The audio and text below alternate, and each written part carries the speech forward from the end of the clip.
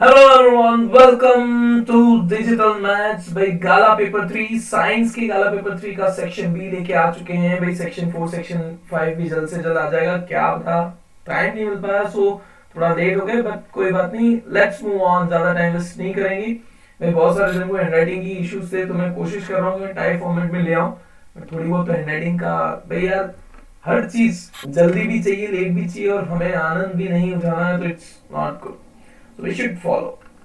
चलिए, write two uses of each washing soda and baking soda. Washing soda क्या काम आता है? देखो, first of all baking soda की बात है, reduces acidity in stomach due to formation of soapy foam. It is used in fire extinguisher. भाई stomach acidity reduce करने में भी काम आता है, फायर एक्सटिंग्विशर के अंदर भी काम आता है। Then uses of washing soda की अगर बात करें तो washing soda is used for removing burn on grease from kitchen utensils. It is prominently used in soap and glass and paper industries. It also helps in removal of permanent hardness of water. देखो, दो दो points बोले थे, खाली washing soda में 3 points हैं, but you can use क्या क्या पॉइंट्स हैं आपके लिए हेल्पफुल। देखो, बेसिक बेकिंग सोडा आप लोग घर पे भी यूज करते हो, तो you can use, it is used in making cake and all. It is used for removing acidity, वो चीज आप मेंशन। वॉशिंग सोडा अपने आप, washing soda that is, it is used for washing also. It is used to remove hardness of water, और soap वगैरह factories में भी use किया जाता है, so you can mention that thing. Clear? तो वो चीज आपको पता होनी चाहिए। Okay, next, then it comes to state two remedies to prevent the corrosion of iron. Iron corrosion में या तो पेंट लगा दो, या फिर उसको ग्रीसिंग कर दो, ऑयलिंग कर दो, बहुत सारे ऑप्शंस है। या फिर उसको एनोडाइजिंग जो बोलते हैं, that we can do. Paint it, paint the metal with any durable acrylic paint. Keep moisture at bay, that is avoid contact with water और moisture. Coat with oil, use oil और grease, significantly reduce the chances of developing rust in iron. तो कोई भी दो थे, उसमें से 3 मैंने मेंशन किया, you can use it. Note कर लो, कैसे भी कर लो। देखो, मैं पीडीएफ देने की कोशिश कर रहा हूँ जल्द से जल्द, बाकी सभी पेपर्स का आ जाएगा। मैं कोशिश करूंगा कि कल सारे जितने भी वीडियोस अब तक अपलोड किए उनकी पीडीएफ में आपको दे दूं, ठीक है? तो देन चलिए next, state limitation of Dobereiner's triad. भाई डॉबरनस के लिमिटेशंस क्या थे? एक तो उनको 3 ट्रायड्स मिले थे, यानी 9 एलिमेंट्स के हिसाब से ही चल रहे थे, बाकी सारे एलिमेंट्स उसके ट्रायड्स में फिट नहीं हो रहे थे। Clear? So this were the limitations. So Dominus could find only 3 triads, that is only 9 elements only. However, the total number of elements were more than that of those encompassed in Dominus triad. Thus, Dominus could not be classified most of the elements known at that time, or they cannot fit in the Dominus triad. तो वो limitations हो गए थे कि वो उससे ज्यादा उनके triads में fit नहीं हो रहे थे। Give 2 points of differences, Mendeleev's periodic table and modern periodic table. भाई मेंडलीव पीरियोडिक टेबल जो था एटॉमिक मास के बेस पे था, मॉडर्न पीरियोडिक टेबल था जो एटॉमिक नंबर के बेस पे था। मेंडलीव पीरियोडिक टेबल के अंदर कुछ गैप्स वगैरह छोड़ के रखी थी, मॉडर्न पीरियोडिक टेबल के अंदर कोई भी गैप छोड़ी हुई नहीं है। मेंडलीव पीरियोडिक टेबल के अंदर 2 एलिमेंट्स या आगे पीछे ऊपर नीचे according to the atomic mass रखे हुए थे, बट ऐसा कुछ भी नहीं है दूसरे एलिमेंट्स के अंदर, मींस मॉडर्न पीरियोडिक टेबल के अंदर। So here are Mendeleev's periodic table orders the element based on their atomic weight, that is atomic mass. We can say, don't write weight, we can write mass. Modern periodic table on the other hand based on their atomic number. Mendeleev's periodic table had gaps for missing elements at that time. Modern periodic table has no concept as such. Mendeleev's periodic table has elements with dissimilar properties in the same group sometimes. Modern periodic table's elements have same properties repeated at regular intervals. ठीक है? सो 3 लिखने हैं उसमें, मैंने 2 ही लिखने थे, मैंने 3 6 लिख के दिए हुए। सो you can miss 3 points of difference. You can write, explain asexual reproduction occurring bryophyllum with figure. पहले फिगर देख लो, ठीक है?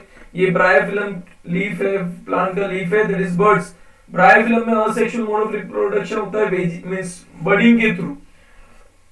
बर्ड्स जो है ग्रो हो जाते हैं, फिर वो अलग हो जाते हैं अपने लीफ से, और then they grow. So the leaf of bryophyllum has many birds on its margin. A new plant arises from these birds when the leaf falls in the moist soil. ठीक है? लीफ जब गिर जाते हैं तो नए नए प्लांट्स ग्रो होते हैं। It is one type of vegetation of reproduction. So बस इतना ही लिखना है। 2 मार्क्स के अंदर फिगर भी बनाओ, ये भी करो, तो that is enough. Give scientific reason Mendel choose pea plant for his experiment for heredity. भाई पी प्लांट को ही क्यों चूज किया? तो पी प्लांट के अंदर बहुत सारे ऑप्शंस मिल रहे थे उनको, कैरेक्टरिस्टिक्स। भाई उनको बोल सकता हूँ सीड्स जो थे राउंड एंड रिंकल मिल रहे थे, green colour and yellow colour के सीड्स मिल रहे थे, प्लस पी प्लांट जल्दी ग्रो हो जाते हैं, बहुत सारे ऐसे कैरेक्टरिस्टिक्स हैं. So main reason for choosing pea plant were very easy to cultivate and grow, mainly visible distinguishable characters such as height, flower type, seed color, seed coat, etc. were there.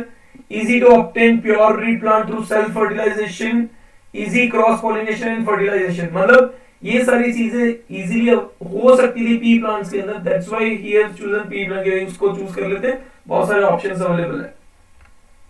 Why is tungsten used most exclusively for filament of electric bulb?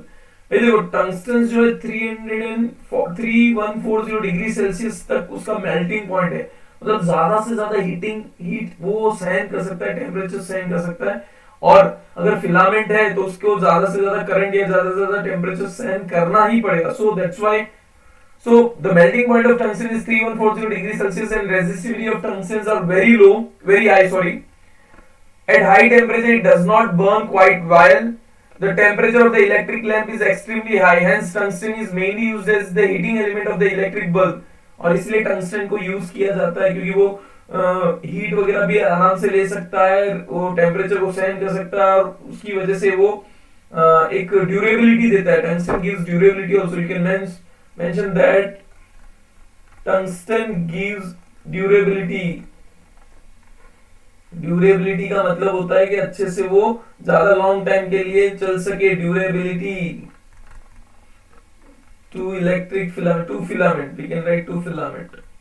ठीक है, थोड़ा बहुत तो रहेगा. Then next question, why is the series arrangement not used for domestic circuit? भाई अगर series arrangement होता तो एक पंखा या लाइट बंद किया तो सारी की सारी सर्किट बंद, एक फैन या कुछ भी लाइट डैमेज होती तो सारी की सारी सर्किट बंद. उसमें प्रॉब्लम फाइंड करना कि कौन सा सर्किट डैमेज हुआ है या कौन सा डिवाइस डैमेज हुआ है बहुत डिफिकल्ट हो जाता है. करंट जो है हर एक एलिमेंट्स को जितना चाहिए उतना मिल नहीं पाता है क्योंकि सर्किट सीरीज के अंदर सेम करंट रहता है. So let's mention the in series if one electrical appliance stops working due to some defects, then appliances will stop working. Sorry, all the appliances in series circuits, all electrical switches will have common switch due to they cannot be turned off on separately. In series circuits, the voltage 220 volt be divided across all electrical appliances. Overall resistance of the circuit will increase due to which the current from the power supply will be less. So these are some points. 4 by 2 marks में तो 4 points तो यहाँ पे कुछ भी लिख सकते हो. That is up to you. Why does a compass needle get deflected when brought near a bar magnet? भाई सीधी सी बात है, कंपास नीडल भी एक तरह का मैग्नेट है, तो दो मैग्नेट जाएगा तो आपको रिपल्शन वगैरह तो पता ही है. But then the compass needle is a small magnet. That's why when compass needle is brought near a bar magnet, its magnetic field lines interact with that of the bar magnet. Hence the compass needle gets deflected near the magnet of bar or near the bar magnet. Clear? Explain the components of an ecosystem. दो components हैं, biotic and abiotic. Biotic मानी जो भी living organisms हैं, चाहे वो producers हो, composers हो, प्राइमरी कंज्यूमर्स हो, सारे के सारे आ जाते हैं. अबायोटिक में उसका टेम्परेचर हम लोग atmosphere, lithosphere, hydrosphere, everything. Biotic components are living things that have a direct or indirect influence on the organism in an environment. For example, plants, animals, microorganisms, and their waste materials. And abiotic components of ecosystem includes all chemical and physical elements. There is non-living components. Abiotic components can vary from region to region, from one ecosystem to another. They mainly take up role of life supporter, we can say, not supplier, supporter. You can mention here atmosphere, hydrosphere, troposphere, atmosphere and lithosphere. How is ozone formed? आपको पता है, मैं ozone को बोलता हूँ घर का बेदी लंका ढाई. भाई अल्ट्रावायलेट रेडिएशन जो है वो O2 को डिवाइड कर दो मॉलिक्यूल्स में डिवाइड करता है, दैट इज O+O, और वो O+O2 के साथ डिवाइड करके ओजोन. मतलब अल्ट्रावायलेट रेडिएशंस ओजोन बनाने में मदद करता है. और ओजोन क्या करता है, वही ओजोन अल्ट्रावायलेट रेडिएशंस को यानी अर्थ पर पहुंचने नहीं देता. हमारे लिए तो फायदा है, बट एक तरफ से घर का बिजली लंकाई जैसा काम हो गया है. Ozone is made up of 3 atoms of oxygen combined together. It is formed high up in the atmosphere by the action of ultraviolet radiation on oxygen gas. The ultraviolet radiation from the sun splits the oxygen gas into free oxygen atoms. This oxygen atom combined with another oxygen atoms means molecule and form ozone layer.